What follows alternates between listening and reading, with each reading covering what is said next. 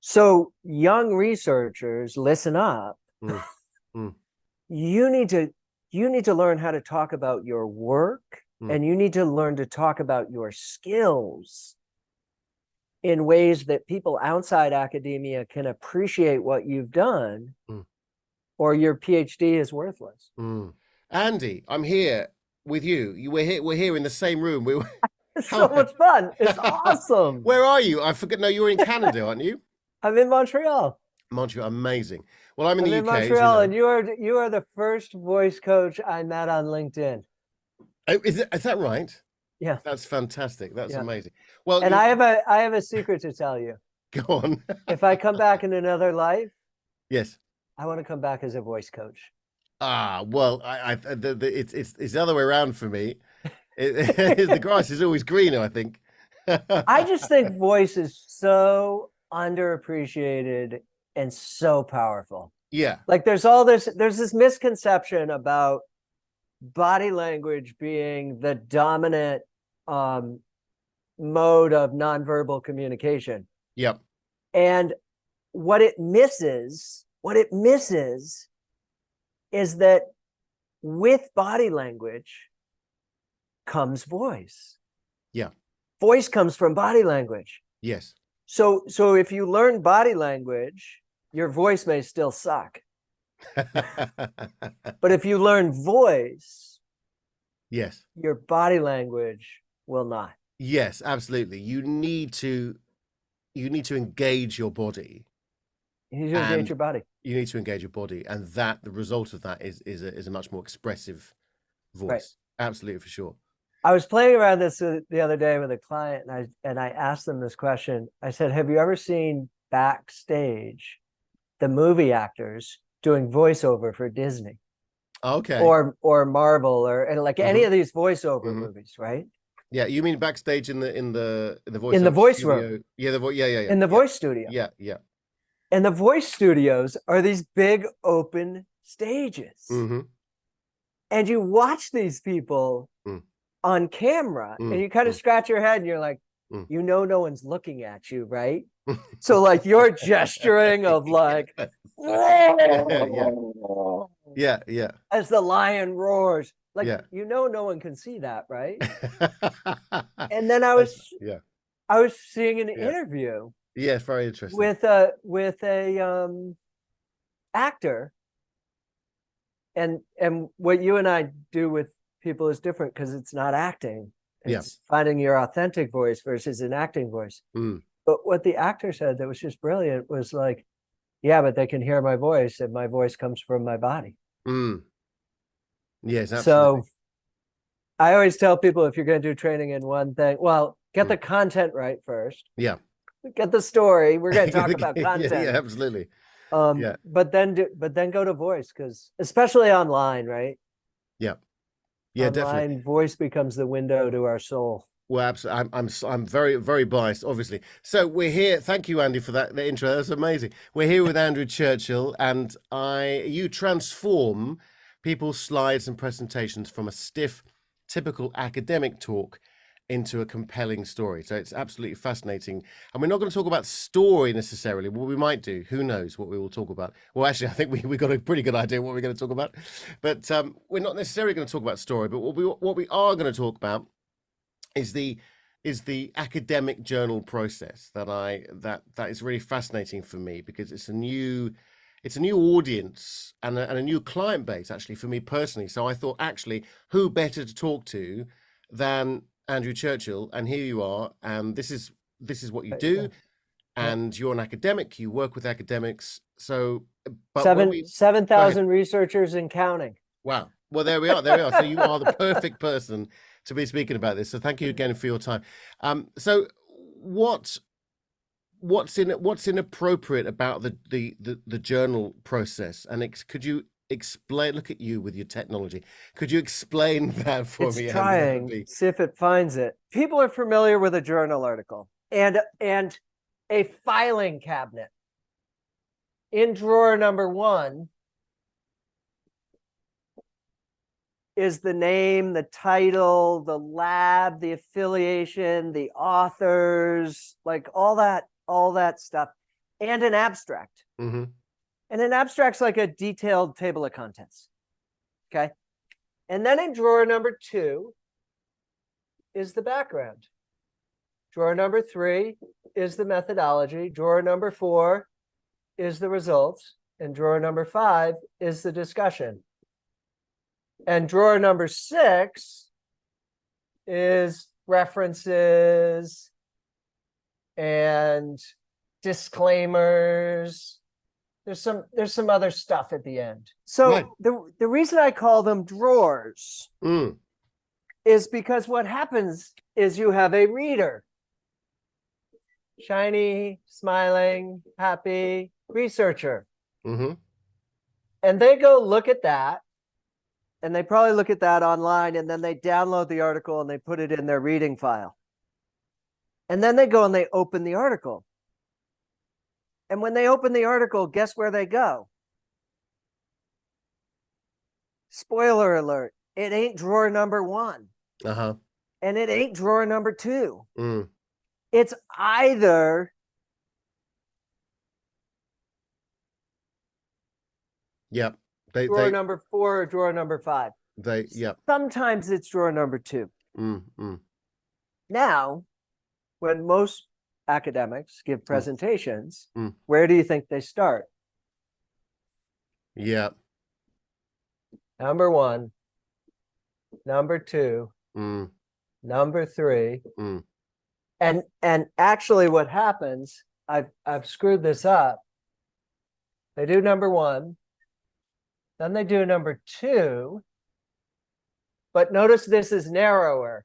So drawer number 2 now takes up this much room. Yeah. And then they drew drawer number 3 and it takes up this much room. And then they say, oh my God, we're almost done. Let me get you through the results. And they run out of time. And so shifting the drawers, tidying up, and what we need to do is start where our audience would choose to start. Yeah. Which invariably is where the researcher would choose to start. Anyway, that's what everybody wants to talk about. Nobody wants to talk about the background. No. People maybe want to hear about the methodology, but only after they hear about the results. People maybe want to. So what happens is we're presenting in the order that if you gave people the choice, no one would choose. Yeah. Why are we doing that? Yeah, sure. And the only reason we're doing it is tradition. We're doing it because of tradition.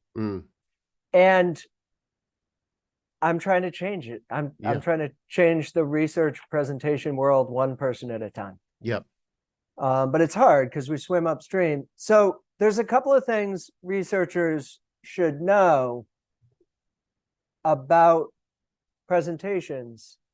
One is the thing that people are most likely to remember are the first thing you talk about and the last thing you talk about. And there's very clear research that says all the stuff in the middle is not memorable at all unless you create a moment. Yeah. So like Bill Gates has famous TED Talk where he lets the mosquitoes out of the jar. But that's a moment in the middle of a talk. Yep. That overcomes the bias, because the bias is recency and primacy. We remember the first thing and the last. So start with the things you want to tell people, because they're not going to, even if you keep them engaged, they're not going to remember the middle minutes. There's a tendency to leave the best for last, isn't there, for some reason? And actually, it's, with my coaching, I had a client say to me, Jimmy, the best exercise, the best concept you shared with me in the 6th session out of 8. And I wish you had given that to me in the first session. And I was thinking, well, if I'd given you the answer in the first session, then you wouldn't come to the first 5. Well, well, this is it, So I suppose there's that, it's do you wait? But obviously not, because actually, in journalism, we say, don't bury the lead, right? Now, unfortunately, what's happened is we've now landed in a clickbait world Mm, where we trick people, mm, and we're misleading. yeah. Like clickbait, the definition of clickbait is mislead. Mm, mm, And it comes from don't bury the lead, but the mm, lead's got to be true. mm, But then as our communication mediums have been corrupted by the need to be heard and mm, manipulation, mm. misleading has become okay. Yeah. Yeah. Misleading's kind of become the norm. So that's where you have to be careful. Mm, You can't mislead. But if you bury the lead, then people are going to, mm, people are going to go to their phone. They're going to stop paying attention. mm, It's natural. And this is the struggle I sometimes have with researchers. They're like, well, people do pay attention, Andrew. People, and sometimes that's true. mm. Sometimes that's true. People will pay attention. People will get through the story. Who are these? But Who are these? you're working against the Mm, natural process of their mm, brain. mm, They're mm. having to struggle to pay attention. Yeah. One of the mistakes almost everyone makes is they misestimate the knowledge base of their audience. Mm, Most of the time, people overestimate it. Now, yeah. sometimes people underestimate it, Mm, and both things are problematic. mm, Because when somebody tells you something you already know, as if someone teaches you something you mm, already know, mm, you think either they're a jerk, mm, or they think you're stupid, mm. or this presentation isn't for me. All Yeah. of those are bad. Yeah. When someone doesn't teach you something, when someone assumes you know something you don't, Mm, then you can't follow them. no. And you assume it's not for you, and you check out. Yeah. And I think the latter, 90% of the time, it's the second problem, not the first. Mm, People are overestimating the knowledge of their audience. And their audience is really smart. And mm, their audience, like all of us, has an ego. mm, So their audience is nodding, mm. even though they're like, I don't really understand what they're talking about. Because no one wants to admit that they don't understand what's being said. Mm, So there's a fair amount of talking over audiences mm, and not starting with, I add another step to this process here. So mhm. start with a result, Yeah. right? But then in here, put it in plain language. Mm, Put it in language that everyone in the audience will understand and appreciate. mm, And talk about the significance of it, which is down here in the discussion sometimes, right? So you have to figure out, okay, what do I want to talk about? The first step is, what do you want people to know? yeah. Get that in this bucket, because this bucket's a lot smaller than this bucket. Mm, mm, So what are the 2 or 3 things you want people to know? Get those in here first. mm, mm, So the process, and this is another thing that's broken. What people do is they try and take this bucket and squeeze it into here, and they do it by kind of trying to delete stuff and go really quickly. yeah. Yeah. And what they need to do is no. Find the couple of things in here you want people to know. Put them in here, Mm, and then build something that makes sense. mm, But build from the inside out. So yeah. you're not trying to pare back. Mm, mm, It's additive manufacturing for the engineers in the room, right? mm, mm, mm. Like it's not sculpture. We're not trying to cut away at our paper until Yep. we have something less. Mm, mm, We're trying to find the thing we want to share and Mm. then build something new. mm. And that something new doesn't look like a paper anymore. And that's absolutely so. The bucket is not necessarily a summary, or at least or an abstract, if you like, of the abstract. And Oh.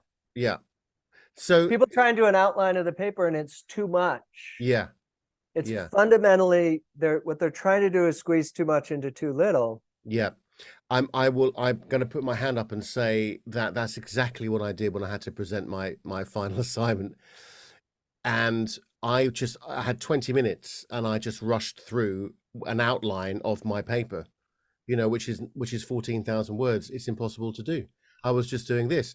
And I'm thinking the irony of me being a voice coach and talking about performance anxiety, voice, techniques, etc. And I'm rambling trying to get through this presentation I found And myself, so question, were you anxious? yeah, of course I was.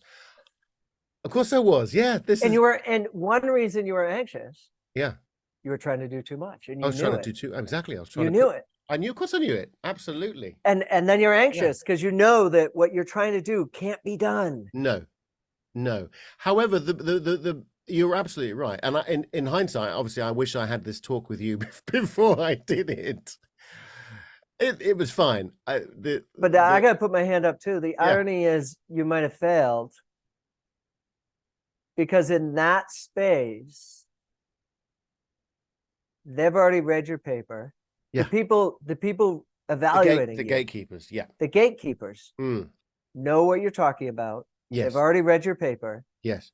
And the expectation in that space is to jam as much as you can, as fast as you can. That's right. So you actually did the assignment. Yeah. Now the assignment's broken. It's a stupid assignment. Yeah. I'm not going to try and change that assignment. Mm. But what people need to realize is that when they move to other spaces, the rules that they're used to, the assignment changes. The assignment changes. Yeah. So when you go to a research conference, your assignment isn't to treat your research audience as if they're your PhD defense committee. And too often that's what we do. Yeah. And it's just, it's classic rhetorical rhetoric analysis, right? Audience, purpose, organization, style. Oh, expand on that. and the purpose, yeah, like the purpose of the dissertation defense is to evaluate everything you know. So tell us as much as fast as possible. Yeah. And we already know the outline. Yes. We don't need to think while you're talking because we're just ticking boxes and checking for discrepancies. And yes. But that's a very different experience than a regular audience that you're giving new information to. And a audience that the information, when the information's new, so a dissertation audience, my guess is you talked at somewhere between 150 and 170 words a minute. That's fine if I already know what you're talking about. If it's familiar, that's fine. Yeah, and it was familiar, but on a different platform, a different environment. Yeah. That word count. I coach people down to 110 words a minute. You should not only get your presentation down to 10 minutes, which is how long you might have. Yeah. But what I tell people is you need to be able to do it in 20% less than the time you have. Okay. And then you'll love this one since you're a voice coach. Yeah, go on. Let it breathe. And that's going to make up the rest of the time. That's going to make up the rest of the time. Let it breathe. Yeah. Yeah. That's very hard to do. One of my clients is a research fellow at a university here in the UK, and he's very aware of, in the UK, I'd be interested to know what it's like in Canada and other places in the world, obviously. But he feels that there's a sort of a traditional old school approach to the academic presentation that has shifted quite dramatically over the last few years, right? And there are people like, for instance, Mariana Mazzucato, who are challenging the status quo of academia and quite happily communicating that on various stages and platforms Right. in her industry. So I thought it would be interesting to ask you about those shifts and what is happening.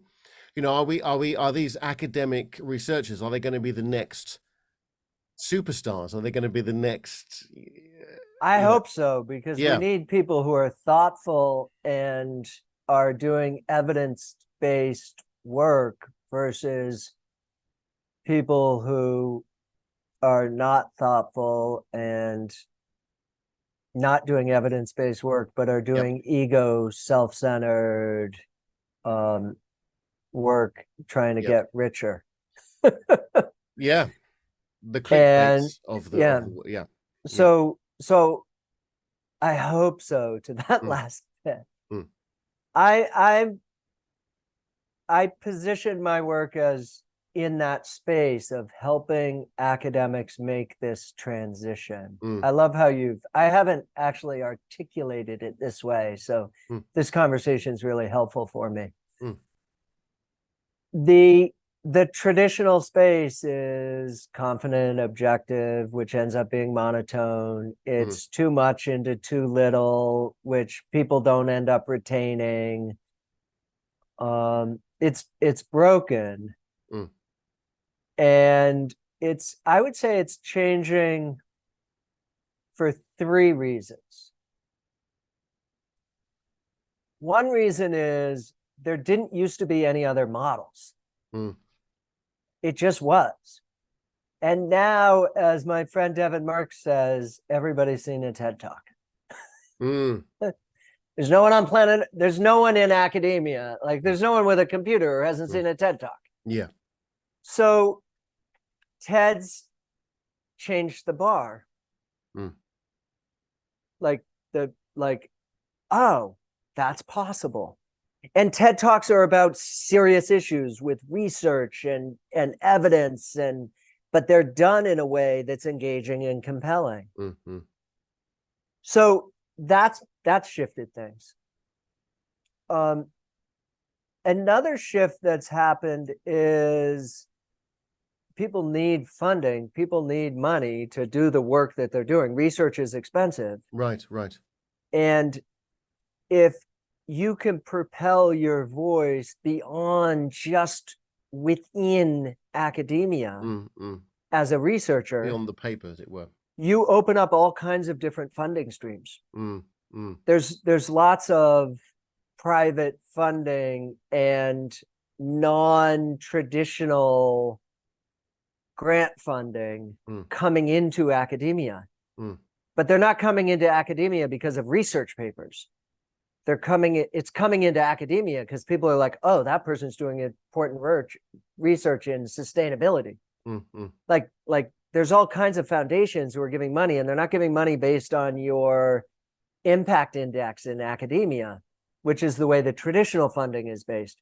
So it's starting to matter mm, to primary researchers, mm, starting their voice. If they can bring their voice beyond academia instead of just within academia, they win the resource game. yep, yep. And then the third thing is that right now, the majority of young researchers don't stay in academia. Mm, So if they don't learn how to talk about their research in ways and the work that they've done in ways that people beyond academia can understand, then their PhD essentially becomes worthless. yeah. It's just a piece of paper. Mm, mm, It's just 3 letters after their name. mm, If they don't learn to talk about it in ways mm, mm, that people can be like, wow, that was mm, really important work you did, mm, or mm, wow, you really developed some skills doing that. mm, So young researchers, listen up. mm, mm, You need to learn how to talk about your work, mm, and you need to learn to talk about your skills in ways that people outside academia can appreciate what you've done, mm, or your PhD is worthless. mm. and I don't say worthless meaning worth nothing, Mm, but it's only worth 3 letters on a page. mm, And for the people who can talk about it in a way that other people can appreciate and understand, mm. it's worth a lot more than that. Yeah. It's worth a lot more than that. Mm, Because now we see you as someone who's made a valuable commitment to the world through your research. And we see you as someone who's skilled, who's creative, who's disciplined, who can persevere, and those skills are gold. yeah. But if you can't tell a story about your research that people want to listen to, nobody's ever gonna know those things about you. What would your advice be to practicing those skills, practicing simplifying, if you like, and paraphrasing those skills to apply to different circumstances and different environments?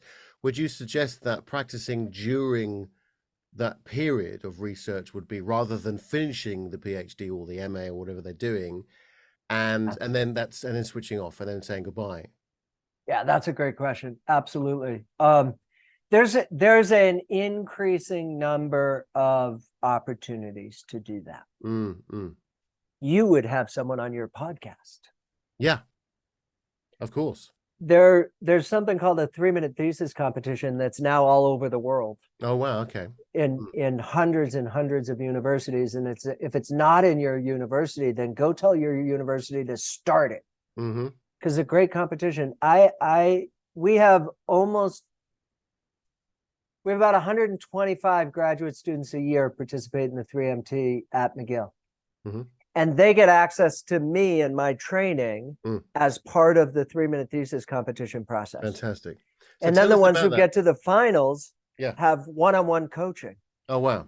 And last year's finalists who won the McGill competition then went on to win the Eastern Regionals in Canada, then went on to win the Canadian Nationals, then got flown to California to compete in the North American Championships where she won, and then got flown to Qatar to talk at the Council of Graduate Studies conference, where she had 200 potential employers in the room from universities all over the world, telling her story.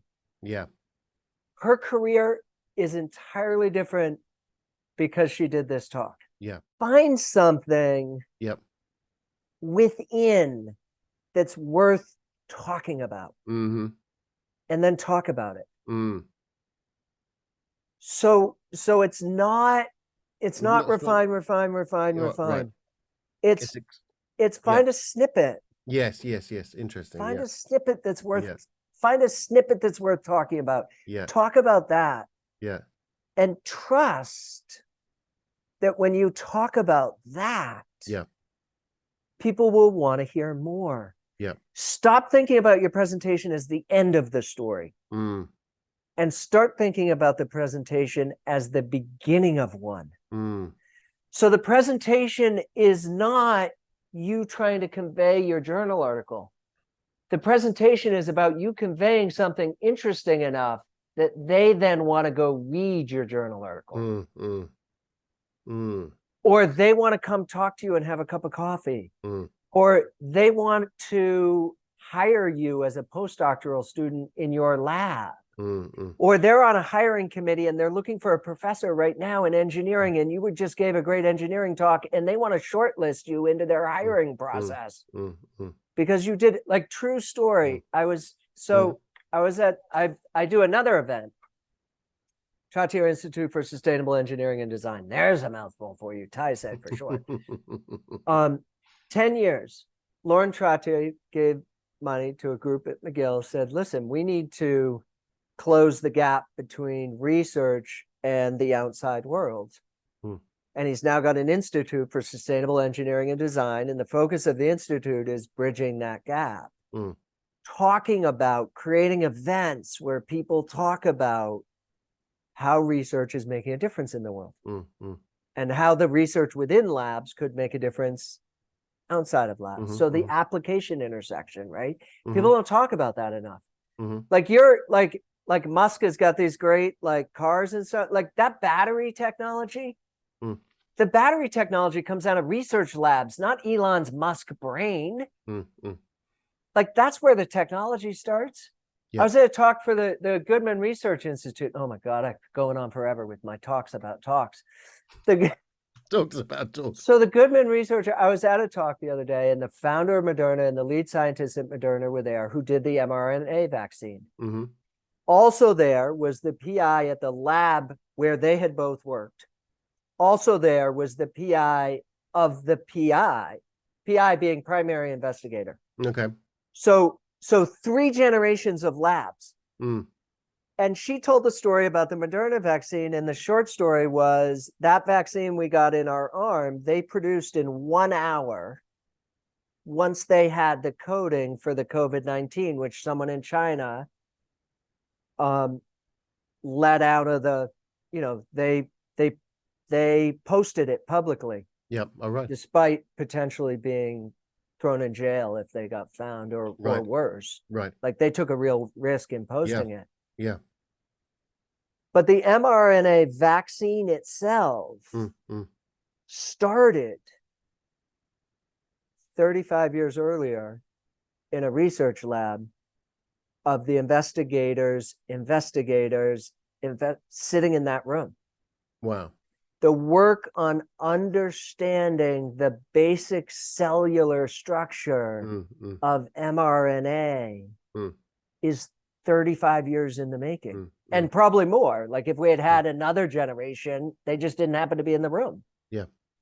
And all this work comes out of labs.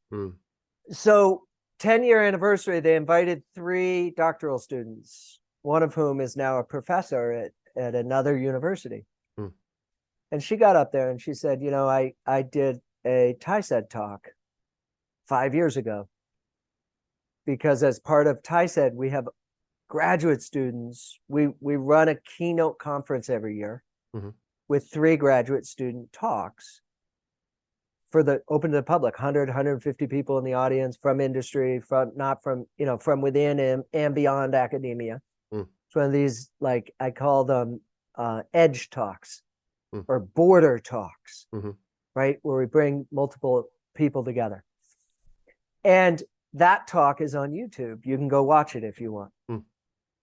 And she got shortlisted. So this is her words, not mine. She told the audience how she got shortlisted for the job because of the talk.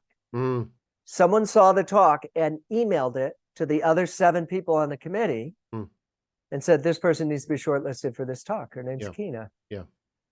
And then she shows up at McMaster's, and in her email box, boom, pops up this email from a private sector organization that wants to provide funding for her lab research. She got cold called. She got cold offered. It's like, not cold called. She got cold offered. Yeah. Yeah. And she was like, how did you find me? Oh, it was like you did a Changemakers talk or something. Your talk on YouTube. Yeah. And people had done a keyword search for solid state battery technology. Yeah. Yeah. And if you do a keyword search talk for PhDs doing solid state battery technology on YouTube, you'll find her talk. Yep. Yep. And so it matters. It matters even if you stay within academia. And it definitely matters if you're going to move beyond academia, which frankly most people will do. Yeah. Because there's not enough jobs in academia for the number of, I mean, you just did your work. Like, you weren't going to stay. You're going to try and go become a professor. Yeah, you and 10,000 other applicants for every job. That's it. Yeah. Sure.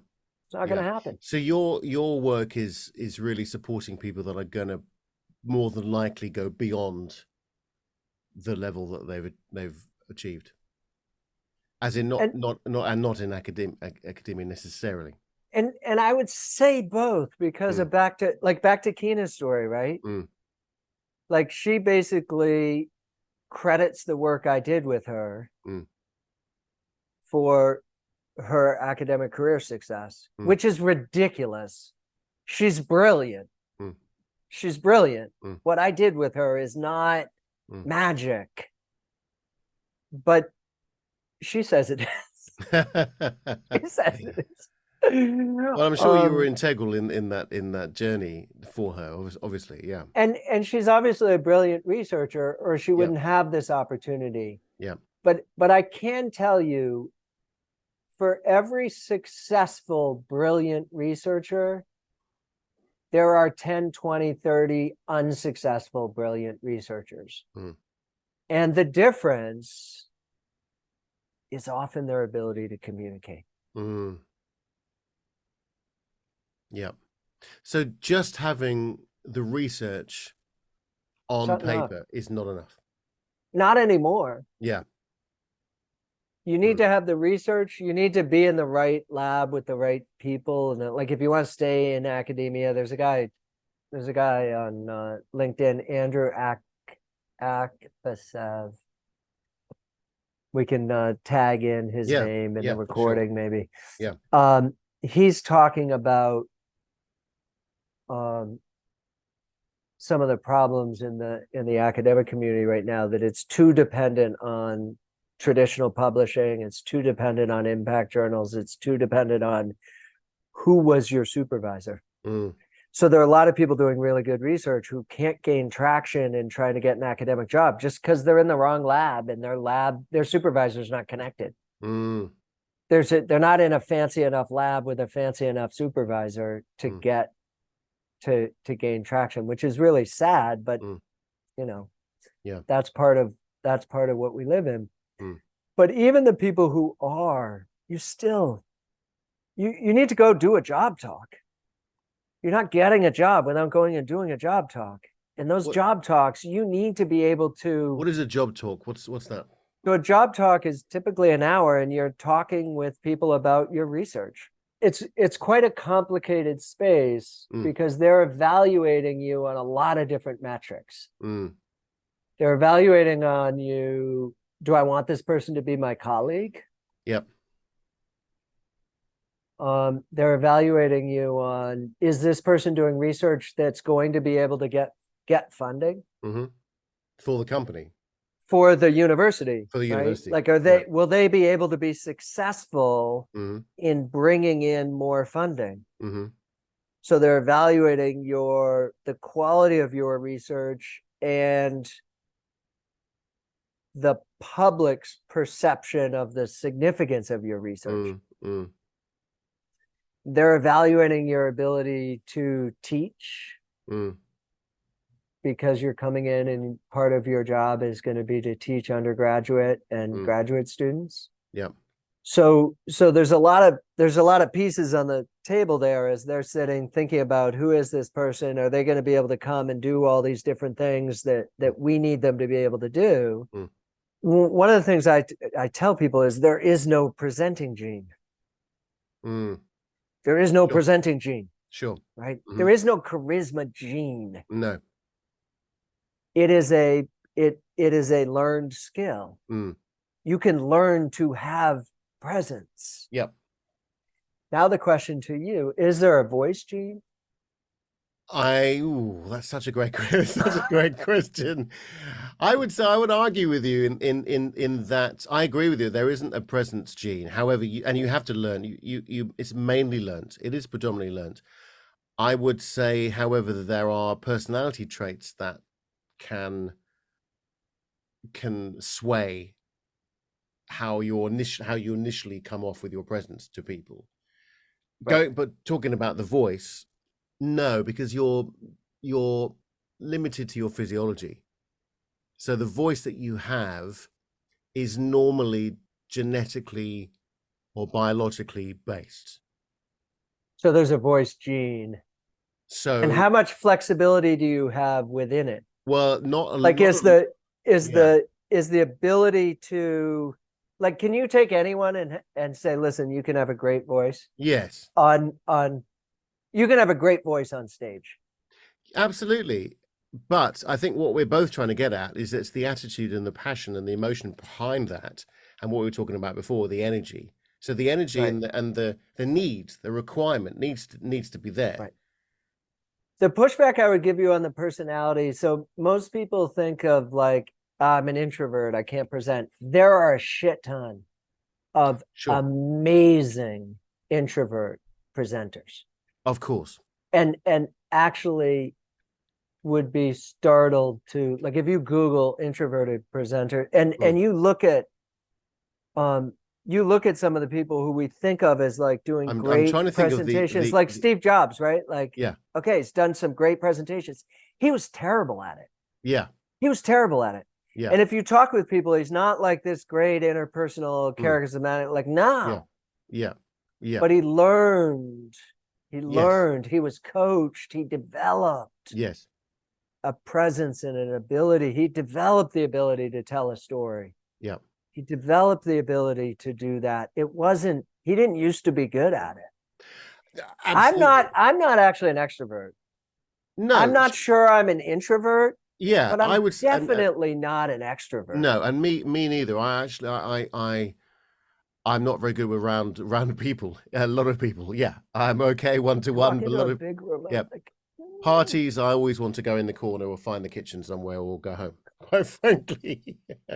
Yeah, so I think we're very similar in that way. I agree with you with the gene comparison, and that it is a learned skill, like anything is a learned skill. It's it's like playing an instrument, it's right. 10,000 hours. I It's mean, you're not going to turn me into, one of the three tenors,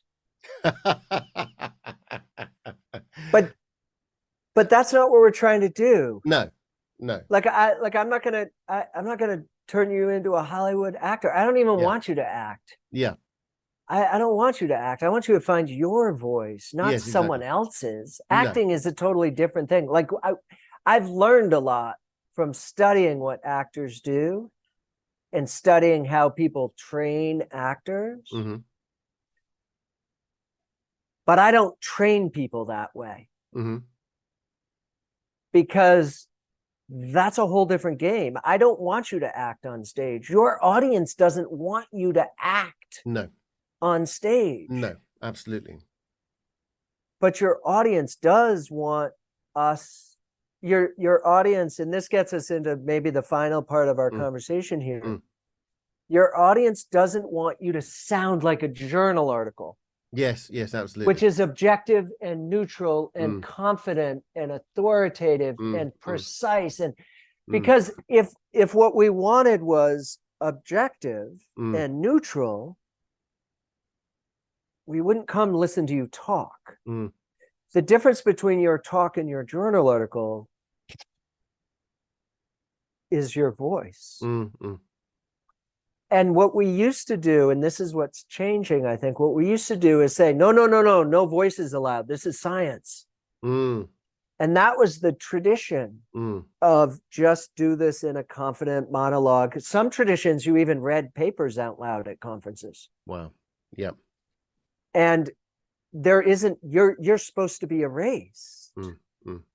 But what we're learning is that's actually not, one, it's not very interesting. One, it's duplicative, meaning a duplication of what already exists. Yep. So why bother? Yes. Let's Yes. do something that's different. Yep. And the something that's different is human.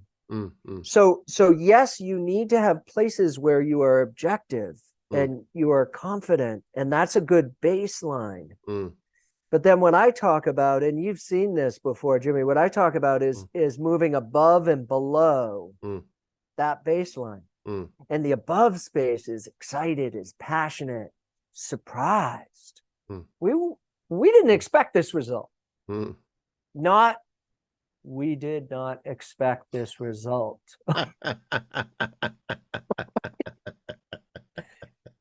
We were thrilled when the statistical analysis was not just significant, but highly significant. You don't sound thrilled.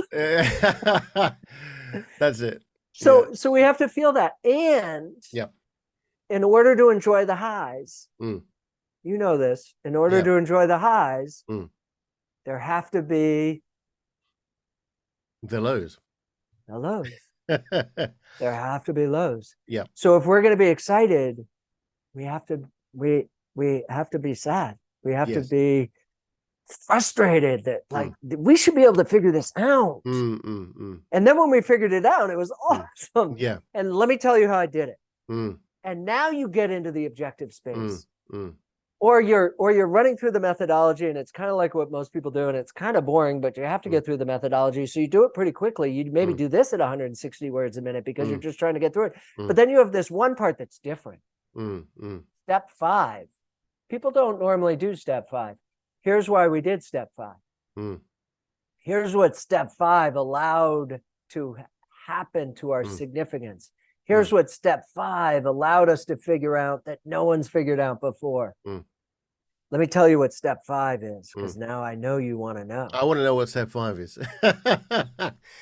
And that's the key. How do you tell people things that they then want to know? Yes. The next thing you're going to tell them. Yeah. That's the whole magic. That's why storytelling works, because we want to hear the end of the story. Yes, of course. Yeah. You don't actually have to tell stories. Mm-hmm. But you have to scaffold information in a way that when you finish something, we want to know something else. Yes. And that's why stories work. And if you don't want to tell stories, you have to arrange your information in what I call A and Qs. So an A and Q is I feel like I need to be writing this down, but I give you an answer. Yep. And when I give you that answer, you have a question. I love that. That's fantastic.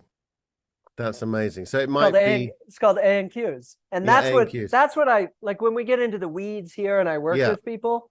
That's what I start working on. Yeah. What are we going to tell people? Yeah. That they then have a question. And that question, we either tell them or we say, I bet you wonder what step 5 is. I'll tell you about step 5 in a minute. Let me get through 7, 8, 9, 10, and then I'll come back. Yeah. And now I can get through the rest of my methodology. You're not going to go away because you want to get back to step 5. I can go quickly and you're like, hurry up and get it over with. We're all on the same page. Yeah. We're all in this together. Hurry up and get it over with. And now we can get back to 5. So I can use that. I can use your curiosity to either leverage to keep push you out and populate some information, or to keep going in the direction that you want me to go. Back to the filing cabinet. I give you 4, and you want to know how I got there. Or you want to know what was going on that I asked that question. Or you want to know what it means for future research. That's the rest of my talk. But now you have those questions because I gave you this. With background, it's the exact opposite. I give you background, and by definition, you have no idea why this is important. And I'm expecting you to pay attention and learn. And just trust me that it's going to matter. Just trust me it's going to be important eventually. Which if I'm teaching a class and I'm grading you, you're going to trust me that it's important, because if you don't trust me that it's important, you're going to fail. But as soon as I no longer have that relationship with you, as soon as you're no longer forced to listen because of some external stimuli, then I'm in trouble. If I don't think about the way I'm presenting the information and present it in a way that's going to continue to make you curious to learn more. Yeah. And this could and it's really as simple as that. Yeah. And this could apply also to anyone that is putting a webinar together, pitching, funding. I work with people all over the place. Yeah.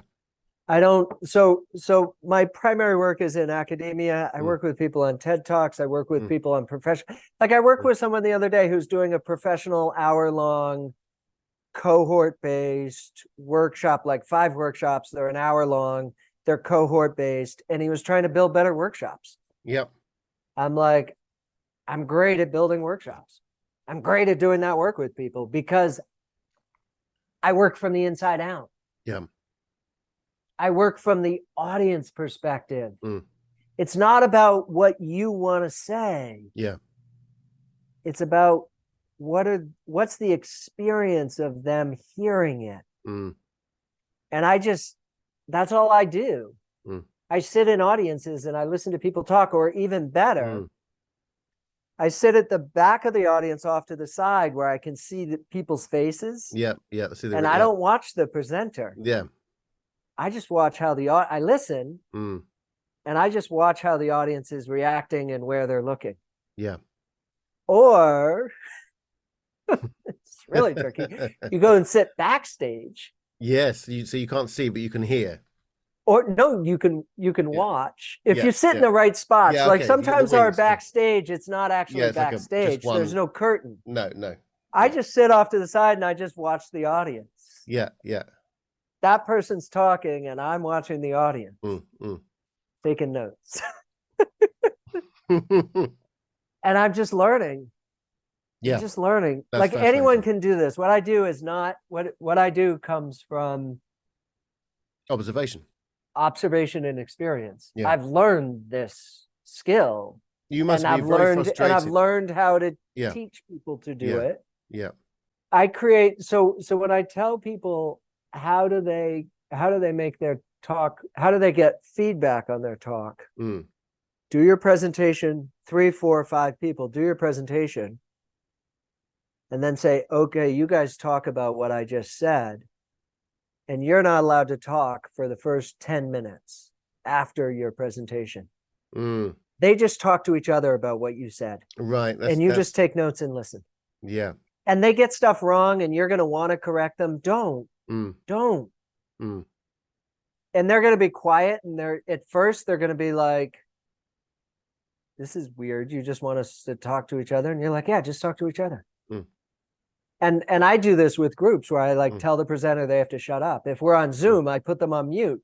And then I start asking people questions. What did you hear? What do you want to do now? What would we tell there's someone not with us today. What should we tell? What should we tell Susan, who's absent, about Jennifer's talk, who just spoke? And that's what you need to do. Now, that takes a lot of work. It doesn't cost any money, but it takes a lot of work. What I do with my higher end clients is I shortcut that process because I don't need a trial audience. Because I've done it so many times, I can predict what's going to happen. And then if we're going to do a TED Talk, we still do a trial audience eventually. But I can get you 90% of the way there without a trial run. Because I know what's going to work and not work, and what's going to land and what's going to not land, and what, because I've done it thousands of times, right? And that's what, like I listen to someone's voice and I don't know what will help them, except I know they should breathe more deeply, and I want to decrease their anxiety, and I want to get them to help people. I want them to let people hear how they feel. So that's my voice work with people. My voice work with people is giving people permission. But your voice work with people is like, change the angle of your chin by 10 degrees and you'll go down an octave, or move your tongue back a little, or, breathe through your middle lung at this point and your lower lungs at that. I don't know. Like you're working it. Like I clearly don't know what the hell I'm talking about. No, that's fine. No, I think I mean, my approach is a more of a holistic approach, like yours is as well. I believe, I think we're very similar in that way. But you understand the space at a level that I'm like, go see Jimmy. Yeah, absolutely. No, exactly. Well, this is why we started speaking however many years ago that was on LinkedIn. That was absolutely fantastic. Yeah, absolutely fascinating. Really fascinating. I was expecting a 10-minute conversation, but I don't know how long. An hour later. Is it? You have an editing job, my friend. That's okay. There's lots of stuff. So look, thank you very much for your time. My and pleasure. I hope to see you soon. I've got so many more questions, and let's hook up again, and let's do this again. Thank you very much for your time, and Let's Andy do it Churchill. again. We'll talk about, we'll just keep chatting.